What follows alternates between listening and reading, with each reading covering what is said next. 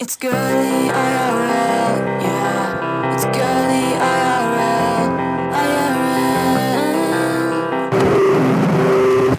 Nuha Ruby Raw, what's up? What's up, girly? Good to see you, mate. You too. You look very relaxed and chill. I'm loving the vibe coming from the other side of the screen right now. I am. I'm on my little sofa. I've got my own private little sort of living room next to my bedroom, which is pretty sweet. It's like my den.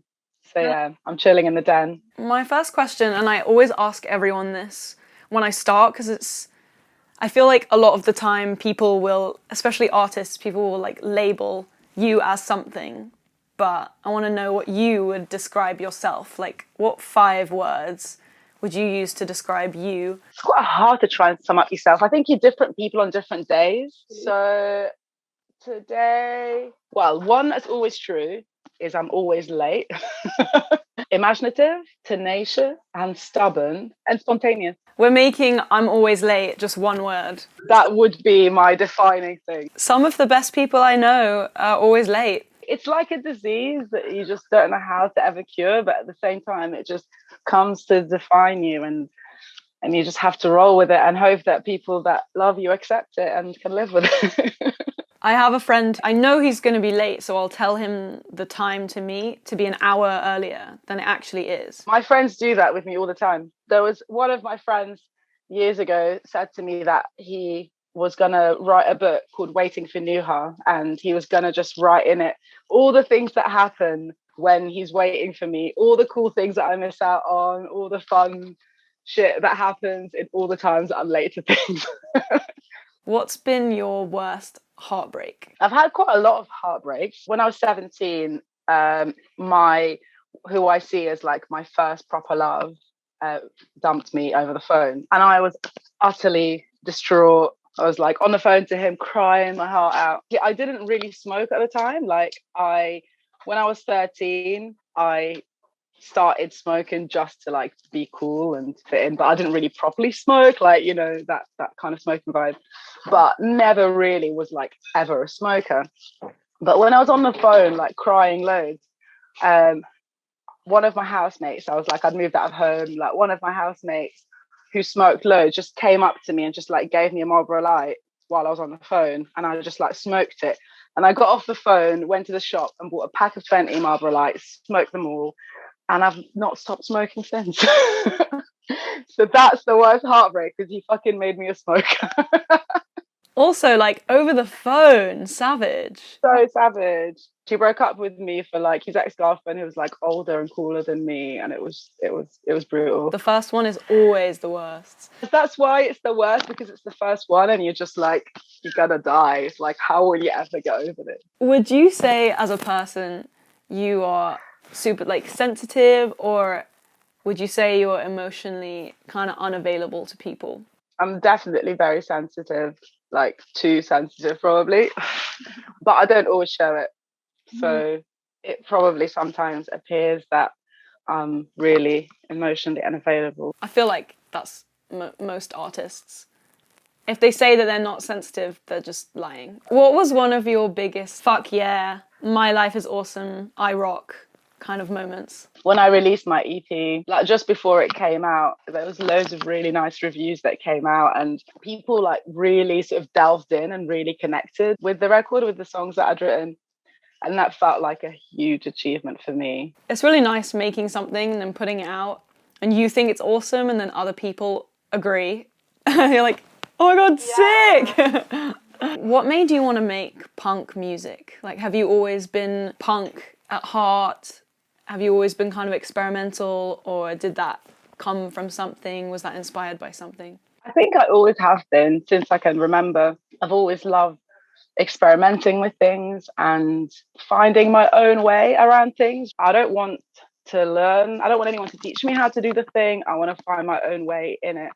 And by doing that, it ends up not sounding, it sounds weird. It doesn't sound quite right.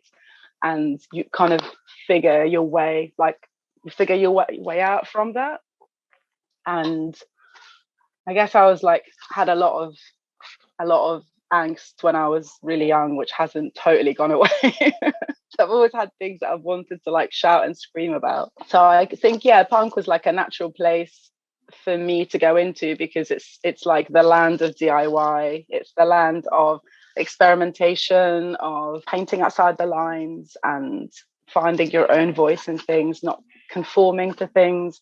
And that's always felt like the most comfortable place for me to be in. Punk at heart. I like remember when I first found your music and your videos, I was like, this is so dope. You literally just don't give a fuck. It's nice to not give a fuck. It takes quite a lot of practice to be like, I don't fucking care anymore. One of the questions I'm going to ask you, I might as well ask it now, is I was going to ask what your 3 tips are for not giving a fuck. I think like one of the things is to realize that you're not the center of everyone's universe. So what you do matters to you the most, more than anyone else. So you might as well do what makes you happy, because you're the only person that's going to care the most about it. No one else's opinion really matters as much as your opinion of yourself. You can't please everyone, like, and if you aimed to please everyone, hence giving a fuck what anyone thinks, then you're going to be really miserable all the time, because people all have different opinions and different things they like, different things they think they're good and terrible. So it's like you'll be just in a losing battle if you just want to do things to like please everybody. Remember that you've only got one chance to live this life as you, and that's it. You just have one go at being you in this life, and just make the most of it. Just make the most of it. Like when you're dying, you're gonna, I haven't been in that place, but I imagine that, the sort of regrets that you have are the things that you didn't do, the chances you didn't take, and all the times that you gave a fuck maybe about what other people thought of you. So basically do what makes you happy, because that's what matters the most, and that would make you not give a fuck about what other people think of your choices, but without being a prick at the same time. Yes. The Queen has spoken. Every time I ask that question, I feel like I have to write down what the other person has said and like stick it on my wall, just like to remind me. Musically, who inspires you? I'm really inspired by film soundtracks. So I'm inspired by a few composers like Wendy Carlos, Delia Derbyshire, 2 really amazing women that are great composers whose, their work has definitely really inspired me. Regarding musicians, there's kind of like, I guess, key people, even though there is loads. Brian Eno is definitely a really big inspiration to me. There's a band called Aden to X who have an album called Avant Hard, and that album is like, from the first time I heard it, it's just always been like a really good inspiration in experimentation, in sort of like writing music. It's really great. The Birthday Party, my probably all-time favorite band, just for being raw and full of fury. And a German band called Eistre Neubauten. They're like a German 80s industrial band. When they first started, they used to like be in big work sites using like sort of tractors and heavy machinery for sound. And then Blixa Bargeld, the singer, would just like wail the most insane screams over the top. And that's when I discovered them, and I was like, yeah. Who inspires your style? On the days when I just like want to be elegant and like super stylish in an elegant way, then I'd like to think of like Francoise Hardy and Maria Schneider in the 70s, because their wardrobes were just fucking incredible. But in actual reality, probably more like a DIY workshop.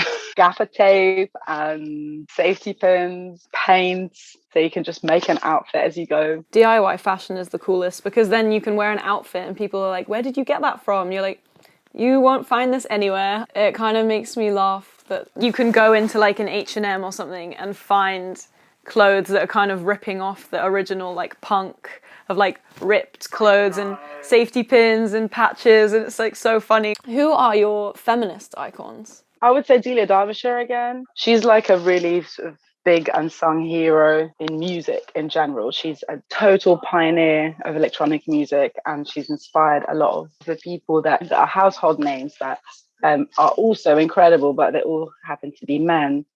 And I think that if she was a man, she would be way better known. I'm pretty sure of this. Alice Coltrane, I think that she's been a quiet genius alongside like playing with Joel Coltrane. And it wasn't until a lot later in her life that she started to be known and celebrated for her own, for her own talents. That's literally all my questions. Thank you so much for being on Girli IRL. As is custom, usually when I have guests in person, I'll take a little Polaroid of them, but obviously time's right now. So yeah, I'll just do a little screenshot Polaroid. Yeah. Thanks for watching Girli IRL. Subscribe to the audio podcast so you never miss a podcast again.